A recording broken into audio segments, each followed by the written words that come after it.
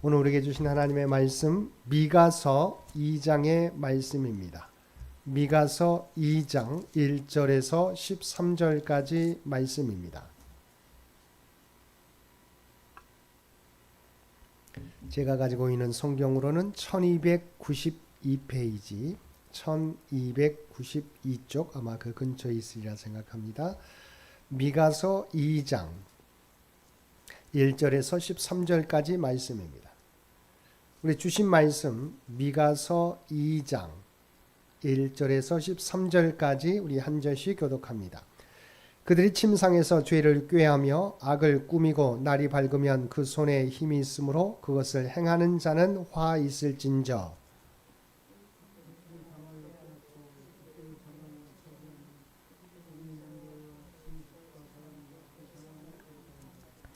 그러므로 여호와의 말씀에 내가 이 족속에게 재앙을 계획하나니 너희의 목이 이에서 벗어나지 못할 것이요 또한 교만하게 다니지 못할 것이라. 이는 재앙의 때임이라 하셨느니라.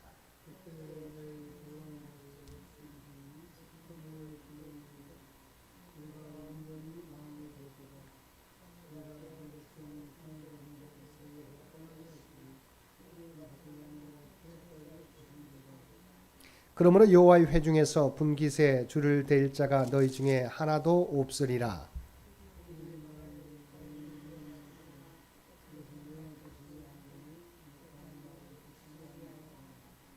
너희 야곱의 족속아 어찌 이르기를 여호와의 영이 성급하시다 하겠느냐 그의 행위가 이러하시다 하겠느냐 나의 말이 정직하게 행하는 자에게 유익하지 아니하냐.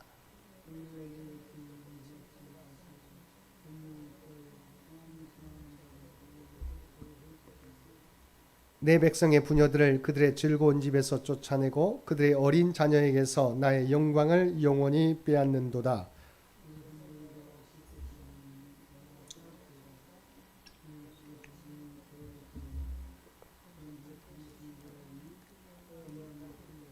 사람이 만일 허망하게 행하며 거짓말로 이르기를 내가 포도주와 독주에 대하여 내게 예언하리라 할 것 같으면 그 사람이 이 백성의 선지자가 되리로다.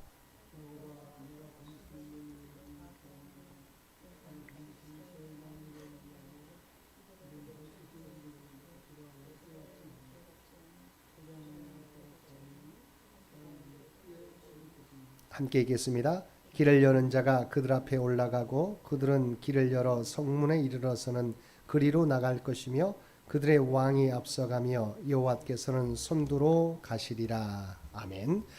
오늘도 말씀과 기도로 금요일 하루를 시작하는 우리 모든 성도들 가운데 하나님의 놀라운 은혜가 언제나 함께하여 주시기를 주님의 이름으로 간절히 축원드립니다. 오늘 통독할 말씀은 미가서 1장에서 4장까지 말씀입니다. 그리고 오늘 살펴볼 말씀은 미가서 2장의 말씀입니다. 미가서는 북왕국 이스라엘이 아수르에 멸망하기 직전인 BC 735년 전후를 시대적 배경으로 하여서 하나님의 끝없는 경고에도 불구하고 종교적, 도덕적 악행을 버리지 아니한 북이스라엘 및 남유다가 하나님의 심판을 받아 차례로 멸망할 것과 그러한 심판 후에 하나님의 무조건적 은총으로 말미암아 반드시 회복될 것이라는 약속, 그리고 더 나아가 유다 족속에게서 나실 한 위대한 왕이 이루실 구원을 통하여 영원한 영광과 평화의 나라가 도래할 것을 예언한 책입니다. 미가서 2장의 말씀은 선민의 사회적, 종교적 악행 등의 제시와 그에 따른 심판 경고를 다루고 있습니다. 먼저 전반부 1절에서 5절까지 말씀에서는 가난한 자들을 압제하고 착취하는 이스라엘의 부유한 자들과 권세자들을 향한 심판 경고입니다. 그중 먼저 1절을 보면 그들의 침상에서 죄를 꾀하며 악을 꾸미고 날이 밝으면 그 손에 힘이 있으므로 그것을 행하는 자는 화 있을전저라고 하였습니다.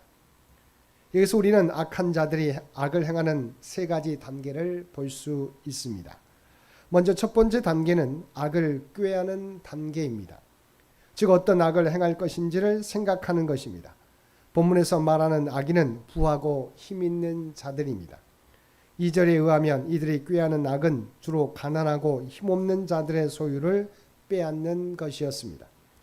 이들은 밤이면 밤마다 침상에 누워 내일은 누구의 소유를 빼앗을 것인가를 궁리하였습니다. 그리고 다음 단계로 넘어가 이들은 행하고자 하는 악을 실행에 옮기기 위하여 구체적인 계획을 세웠습니다. 끝으로 이들은 그렇게 꾀하고 꾸민 악을 마침내 실행에 옮겼습니다. 이러한 일을 저지른 대표적인 신뢰로 우리는 북이스라엘 역사상 그리고 선민 역사상 가장 극악한 왕이라 해도 과언이 아닐 아합이 나봇의 포도원을 빼앗은 사건을 들 수 있습니다. 이와 관련해 미가는 하나님께서 이처럼 약하고 가난한 자들의 소유를 수탈하는 선민 사회에 재앙을 내려 그들의 소유를 패역자들에게서 빼앗기게 하실 것이라고 엄중하게 경고하고 있습니다. 다음 6절에서 11절은 선민의 종교적, 비인도적 악행 사례 제시와 그에 따른 심판 경고를 다루고 있습니다. 여기서 제시하는 종교적 악행이란 선지자들이 선포하는 책망과 심판 경고의 예언을 거부한 것입니다.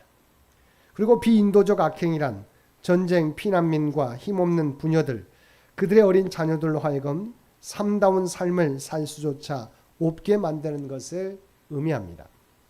미가는 선민의 땅이 이런 악행으로 말미암아 더럽혀졌으며 그로 말미암아 그들이 반드시 멸망하고 그 땅에서 추방될 것이라고 경고하고 있습니다.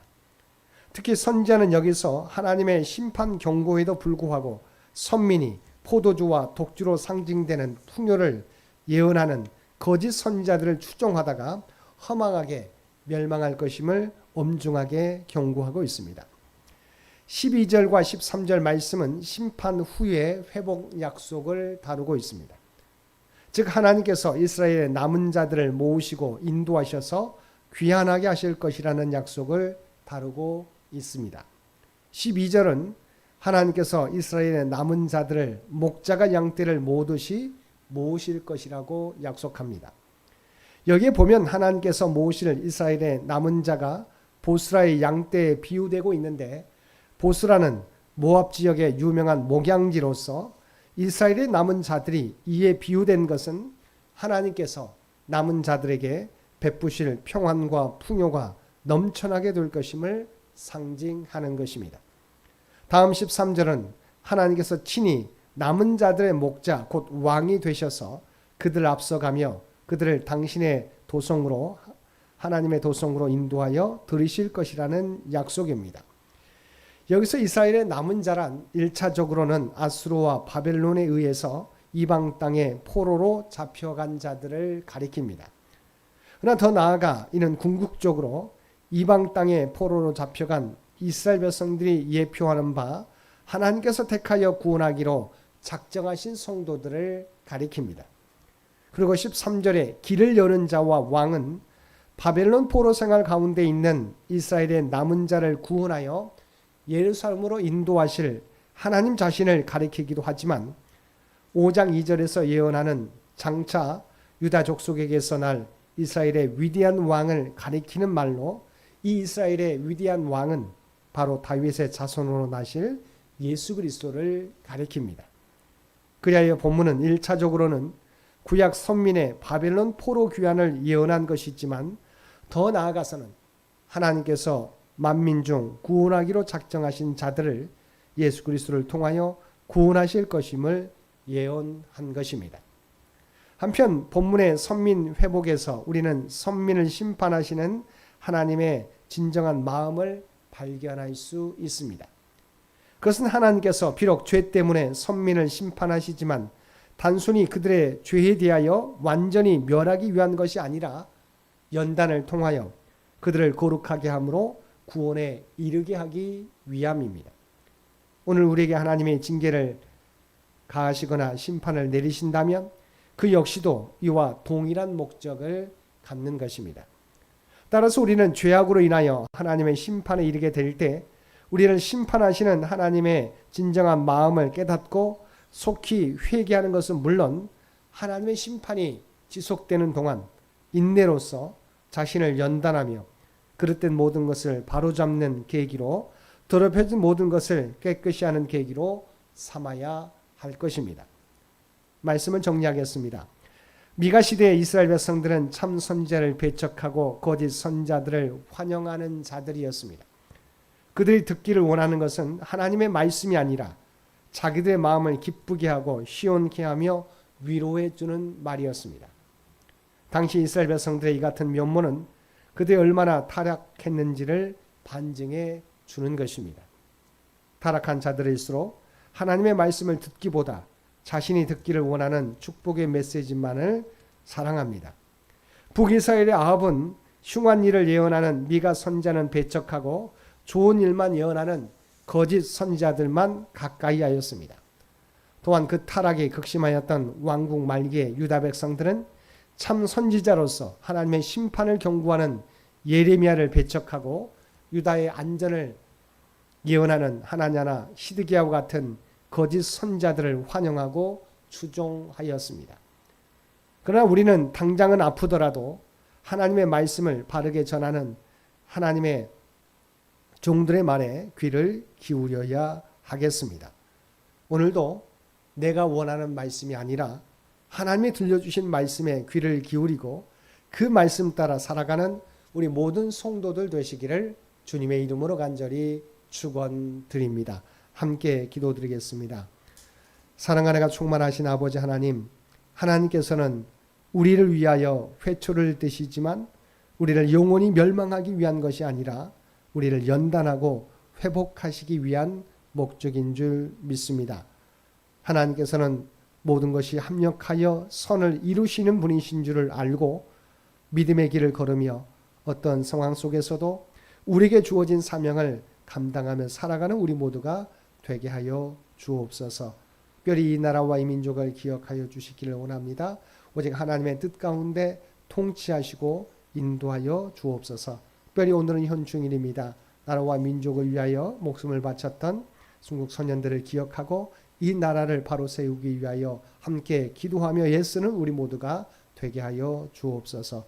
백주년을 준비하며 나아가는 주의 백성들을 기억하여 주시고 하나님의 은혜를 늘 기억하며 또한 다음 선교 100년을 준비하는 데 부족함이 없는 창현재단과 주의 백성들 모두 되게 하여 주옵소서. 특별히 육신의 연약함 가운데 있는 주의 백성들을 기억하여 주시기 원합니다. 그들이 연약한 자리에서 주님을 의지하며 나아가게 될 때 아버지 하나님 그들 가운데 찾아가 주시어서 위로하여 주옵소서. 소망으로 넘쳐나게 하여 주옵소서. 또한 그들에게 놀라운 치유와 회복과 마음의 평안을 허락하여 주옵소서. 사랑하는 우리 자녀 손들을 위해 기도드립니다.